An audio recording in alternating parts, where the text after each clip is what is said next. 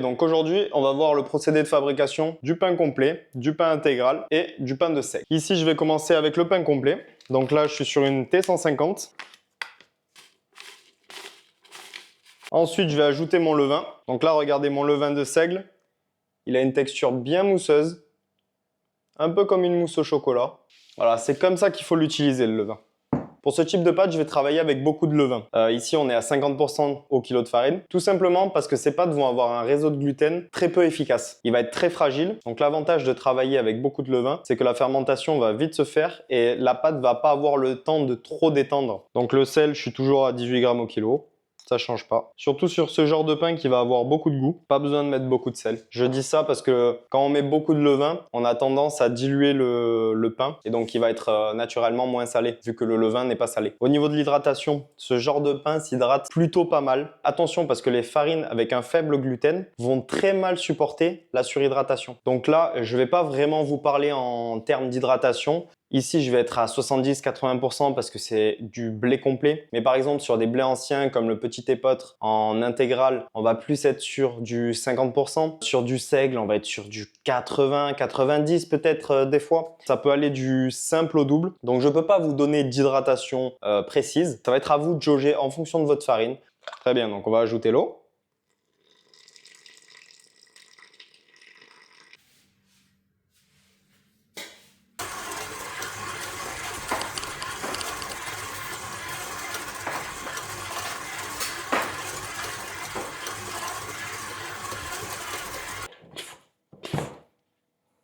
Voilà, donc regardez.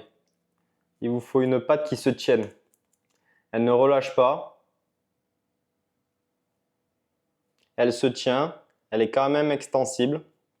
Ne cherchez pas à avoir du réseau. Vous voyez qu'il y a tellement de son dans ma pâte que le réseau ne peut pas se former. Alors il y a des pâtes qui réagiront un peu différemment, mais c'est pas grave, le réseau va se former naturellement dans tous les cas.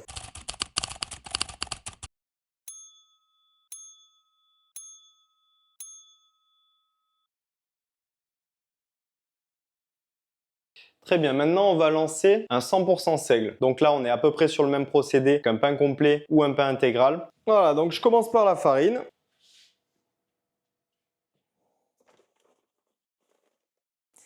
Ensuite, on va mettre le levain. Donc pour du 100% seigle, je vais être à 100% de levain au kilo de farine. C'est-à-dire que là, j'ai mis 500 g de farine, je vais mettre 500 g de levain. On rappelle, le levain, toujours, il nous faut la belle mousse au chocolat.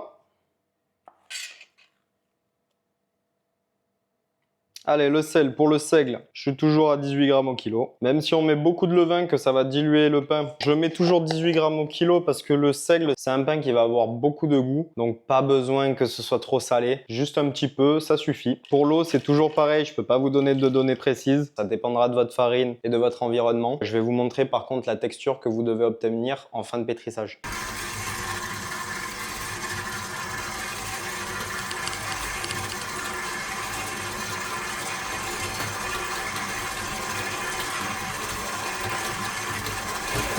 Voilà, le seigle est terminé. Je vous montre la texture. Donc vous voyez, il ne faut pas plus que ça.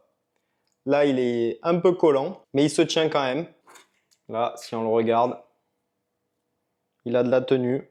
Et vous voyez que le gluten du seigle est très faible.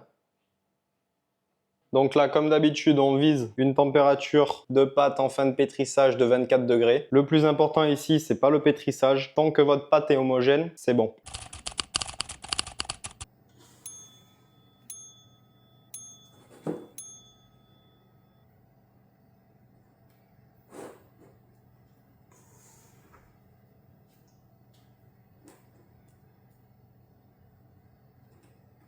Très bien, on va pouvoir commencer à regarder nos pâtes. On voit bien que le seigle a bien gonflé. Il y a un petit retour à l'appui là. On sent qu'il est gorgé d'air. Voilà, il est beaucoup plus léger que tout à l'heure. Donc là, c'est parfait. On va pouvoir le mettre en forme. Regardez quand on le sort, il est plein de bulles à l'intérieur. Pour le seigle, je vous conseille d'utiliser des paniers. Moi, j'en ai commandé, mais je ne les ai pas encore reçus. Donc, je vais utiliser un cul de poule. J'ai juste mis un torchon dedans. Voilà, donc avec notre seigle là, je vais juste venir le prendre. Hop.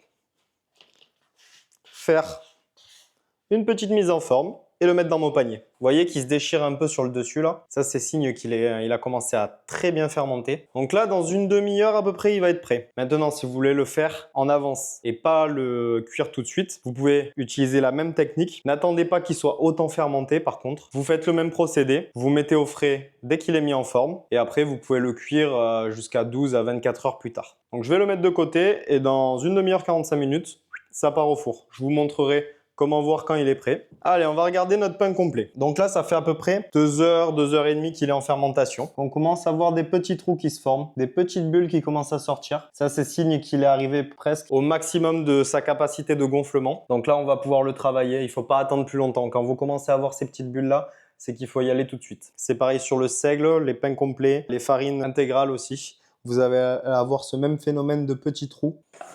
Allez, on sort ça. Voilà. Vous voyez, il est bien gonflé. Il a une bonne odeur de fermentation. Pareil que pour le seigle, pour ces types de pain, je vous conseille toujours les paniers. C'est vraiment le plus simple. Donc pour le façonnage, le seigle, on a vu que c'est juste une mise en forme. Pour du pain complet comme ça, on va venir bien fariner en dessous.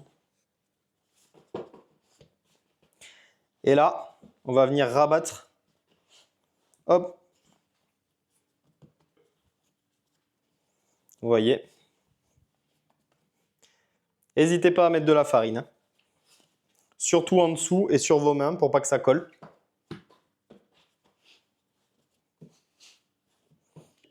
Une fois que vous avez bien de la force, hop, on peut venir bouler. Vous voyez que là, il prend bien la force que je lui mets. Hein. Une fois que vous avez bien boulé comme ça, je viens le disposer dans le panier, la clé vers le dessus, et là je vais venir le remettre en fermentation.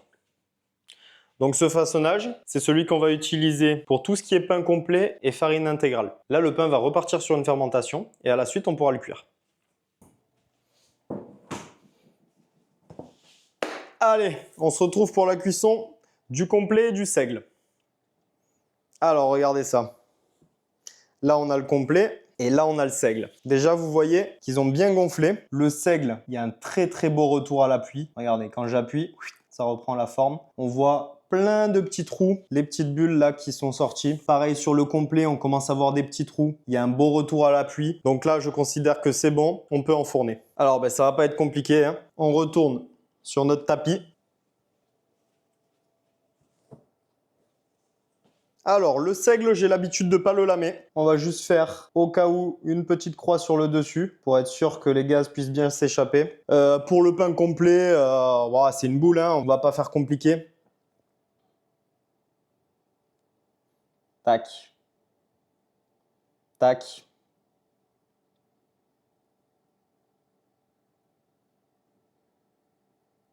Donc là, pour le lamage, il faut essayer de bien épouser la forme du pain, que votre profondeur soit la même partout. Et puis après, si vous voulez sur les côtés, vous pouvez rajouter des petits décors comme ça. En général, sur ce genre de pain, on essaye de ne pas faire des lamages trop compliqués. Si vous voulez une grigne qui pète bien sur le côté comme ça, il faudra bien incliner votre lame. Et pareil, quand vous lamez, vous épousez bien la forme du pain. Donc tac, comme ça là. Allez, nos pains viennent de sortir du four. Je les ai laissés reçuer quand même. Hein. Donc là déjà vous voyez que ce coup de lame j'ai dû le faire un peu plus fort que celui-ci. Ça a bien plus explosé ici que là. Les autres, les petits qu'on fait sur les côtés là, ça change vraiment pas grand chose. Hein. C'est juste pour un peu de décor. C'est vraiment les gros coups de lame qui vont péter. Hein.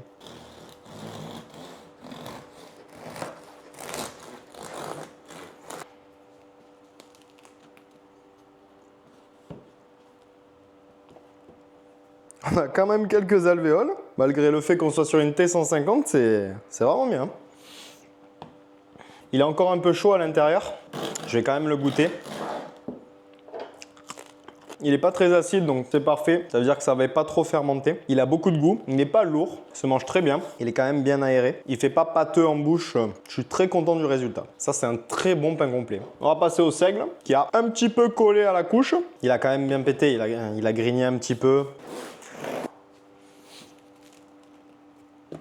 Voilà. Là, pareil, on distingue des petites alvéoles quand même. Vous pourrez rarement avoir plus d'alvéoles que ça. Mais quand vous avez ça sur du pain complet, c'est que vous avez très bien réussi votre pain. Il a cette petite odeur de miel qui caractérise bien le seigle.